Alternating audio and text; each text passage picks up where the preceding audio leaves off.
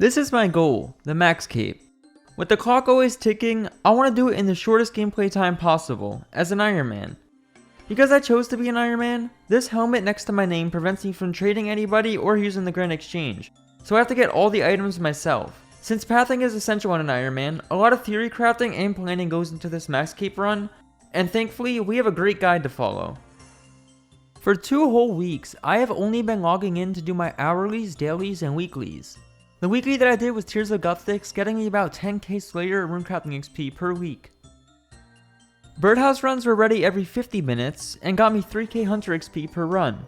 I had to do this for 2 mil XP. Farming contracts, ready whenever my crops are ready, usually every 1 to 3 hours. Herb runs, to get me started on Herblore, ready every 70 minutes, but only when I had enough seeds because I was limited on those. Hispuri, I had to do once a day in hopes to get my bottomless bucket. And finally, when I had the seeds, tree and fruit tree runs to get me 99 farming ASAP. At the end of the 2 weeks, it was time to make all of the potions I've collected, and the question comes, why did I spend 2 weeks doing all of this instead of just logging in and playing the game? Well, these potions are required to do the method that I'll be doing for the rest of 99 fishing, which is my current goal. The method is called Herblore. Herblore is a method where you Barbarian fish and train Herblore at the same time. Using a caviar on 2-dose potions make it a Barbarian mix, granting you extra Herblore XP without ever needing to use another herb. If I have the potions banked, I'm able to bring 17 4-dose potions per trip, and this allows me to efficiently train 5 skills at once. Fishing, strength, and agility are all from catching a fish, cooking is from cutting my fish into roe and caviar, and Herblore is from using that caviar on a potion. This might look a little click intensive, and it's about 10,000 clicks per hour. I'll quickly answer a comment that somebody will put soon. No, I do not have an RSI or carpal tunnel, and yes, my wrist feels fine after this. Just in case the cursor is moving too fast for you, here's exactly what's happening.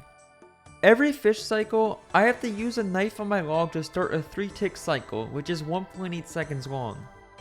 In between those 3 ticks, before clicking the fishing spot, I have to use my knife on all the fish to get cooking XP, drop any orange roes that I got from cutting the trout or salmon, use any caviar that I got from cutting the sturgeon on a 2-dose potion, empty or drop a Barbarian mix dependent on my inventory space, use a 4-dose potion on a vial to turn it into 2 2-dose potions ready to be mixed with caviar. If you can follow all of those steps, you can do Herblore. Herblore grants you about 100k an hour fishing, 9k an hour agility and strength, 15k an hour cooking, and 9 to 13k Herblore, dependent on which pots you're using, because higher tier pots give more XP. I have 60 hours of this to do before 99, so let's jump right into the gains. Here's level 90 fishing. 75 Herblore. Halfway mark, 92 fishing. 93 fishing. And soon after that, I was all out of potions besides fishing pots, which I want to save for putting once per trip. However, since I was close to 70 agility, I decided to finish that off because I knew it would be a while before I come back to Herblore, especially because it took me a whole 2 weeks of just farming to get this much. Here's level 70 agility. So what happens now? Do I just not play for 2 weeks again? The answer is no, but while we're at Hispuri daily for the drop that we never seem to get, let's talk about the guaranteed anima seeds that he does drop, and their importance on this account. The different anima seeds are Iazer, Addis, and Chronos seeds. Iazer seeds give an extra chance for your crops to not get diseased, which is pretty useful when you have a limited amount of seeds, especially tree and fruit trees. Addis seeds give extra yield towards crops. This is useful when I'm planting herbs and want more herbs per patch. And there's a pretty common rumor that this doesn't work with the bottomless bucket. It's wrong. The seed works fine. Finally, the most underrated seed and the seed that I've been using for the last 2 weeks, Chronos seeds. Chrono seeds have a chance to skip a farm cycle, making the IRL time faster per crop. Of course, the speedrun is in-game time, not IRL.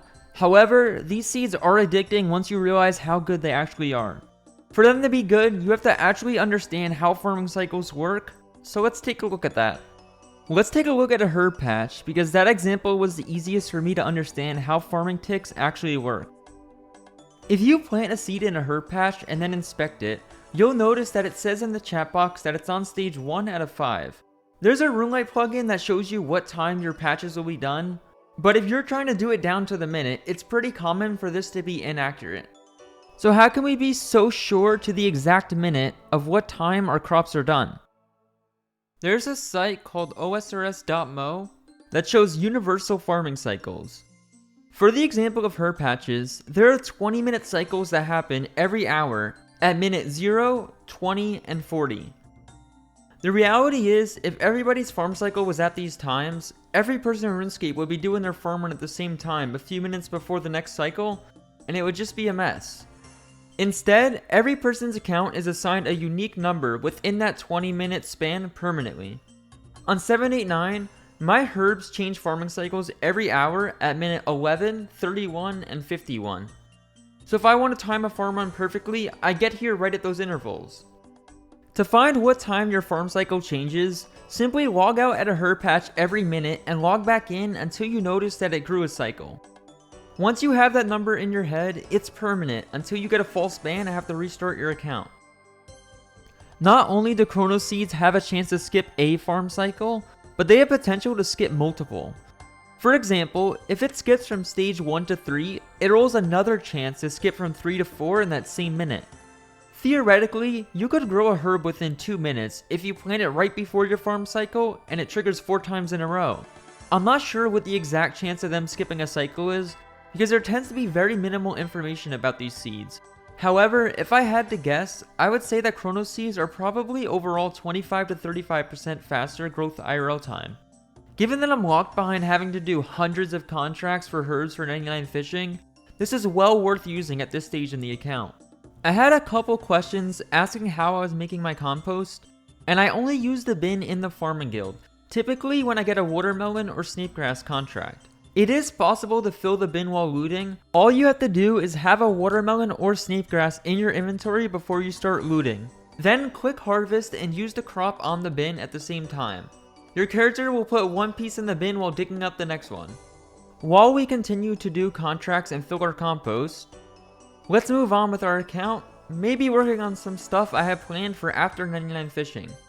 It wouldn't be a complete JCW video without yet another trip to Dagannoth Kings, because this account is not allowed to get 1 in 128 drops, despite being well over 200 KC. During the previous fishing grind, I was able to grind out another 3,000 death runes through my cats, so it was time to use them. While I do need both the Dragon Axe and Berserker Ring from Dagannoth Rex, getting a Berserker Ring here is almost essential, because the next bit of the account that I want to train involves a lot of combat, so it would be really nice to finally get the +8 strength bonus from the Berserker Ring. However, finishing up 250 KC here, still no Berserker Ring or Dragon Axe in sight. 31 kills later, I'm still going strong. And I got the ring! The account is saved at 281 KC. Since I'm already here, I'm gonna finish up my death runes, because I still need a Dragon Axe. Ideally, if I could get a Dragon Axe before leaving, I'll never have to come back here again. That would be a blessing. Level 76 magic from training at Dagannoth Kings. 303 KC now. And just 1 KC later, I finished all of my RNG from here and got my Dragon Axe. Now we can move on forever. My biggest goal after 99 fishing is to do 99 agility at Sepulcher, and the first step towards that is to get 74 smithing for adamant nails, or 73 with the +1 boost. I have leftover ores from Motherlode Mine doing my gem bag grind, so I'm going to be using all of my leftover gold ores, and then make some mithril bars with my leftover mithril. Mithril bars can be converted into GP. Here's level 60 smithing. The gold bars only got me to 61 smithing, and unfortunately I do not have a coal bag for the mithril bars, but I'm only making about 1000, so it's not a big deal. Here's level 62 smithing through the mithril bars. After I ran out of mithril bars, I wanted to do as much smithing as I could while I was still in the area, so I was buying my gold ores as I was using the conveyor belt, and I did this until I ran out of GP. Here's level 67 smithing. This place definitely drains my GP stack. Just barely affording 68, with 55k remaining GP, I can now go use my mithril bars to make some bank back. I have enough bars for 280 plate bodies, which each alch for 3.1k. Once they are all alched, I will have a spare 873k to spend on smithing. Here's level 69 smithing.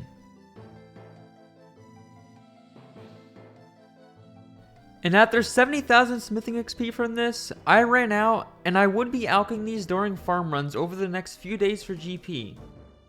Speaking of farming, let's take a look at Hispori. I got lucky with the Berserker Ring. It would be pretty nice to be lucky again and get a bottomless bucket. And after 37 days at 37 KC, it happens.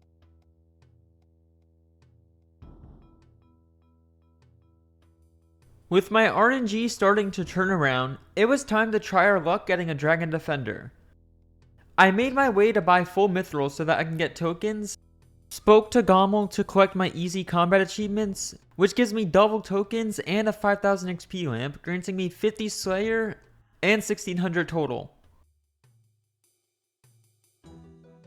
If you remember when I got my Barrow's gloves, I banked the XP lamp because it could not be used on stats under level 50.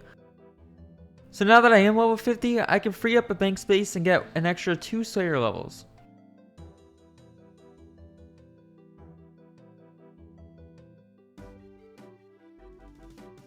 Now it's just a matter of killing this mithril dude for tokens and then going to get my defenders. For those that don't know exactly what the Dragon Defender grind entails, to get a Dragon Defender, you must get each defender 1 tier lower, making your way to Dragon. That means I have to get a bronze, then iron, then steel, and so on. Warrior Guild tokens are used to enter the area and kill the Cyclopes that drop the defenders at a 1 in 50 drop rate. This place is only used from bronze to rune, so given that there's 7 defenders in that margin, to be on drop rate to hit the rune defender, I have to kill 350 Cyclopes. Well, being the epic YouTuber that I am, I was not recording my first 9 kills, but I managed to get 3 defenders in that time. This put me on a great pace to finish the rune defender at 182 total kills. I was way lucky on this, and honestly it's about damn time. However, now it was time to kill the bigger Cyclops for the Dragon Defender, and these actually have a drop rate of 1 in 100. Or, if you're a deserving gamer like me, I got mine 20 KC later. Now, with some extra GP in my hands, I'm finally able to finish up buying 73 smithing. And honestly, the XP rates from buying the gold ore as I go are way better than I expected. Getting 370k an hour and holding it, here I am leveling up to 71. And then came level 72 smithing. And when I got close to 73, I used all of my adamant ores to land me perfectly at level 73 once I ran out. With smithing done, I could move on and make use of my Dragon Defender. It was now time to grind 70 prayer. However, first, I needed to complete a Kingdom Divided to unlock new spells on the Arceus spellbook. I've never done this quest before in any accounts, so I was kind of nervous going into the boss fight, but it wasn't the worst thing ever. So I got to the end of the quest, unlocked the new spells, was really excited to start grinding prayer, but then Jagex did something. The long-awaited Woodcutting expansion update finally happened, Forestry. Jagex accidentally broke the skill for a bit, and it made me take a slight detour to level up some woodcutting. Will you guys be seeing the method today? Absolutely not, but next episode for sure. Let's take a look at our gains and stats this episode. On the left are my stats from last week, and on the right are my current stats. Here's an easier visual for the gains alongside the current EHP 255. We are now 83 hours under EHP since Ironman be like that, but I'm not worried. We're still well on track to beast out our goal of 1800 hours. Anyway, boys and girls, I'll end the video here now. So as always, TY for watching. Don't forget to like the video if you enjoyed it, and I will see you all next time. Peace out.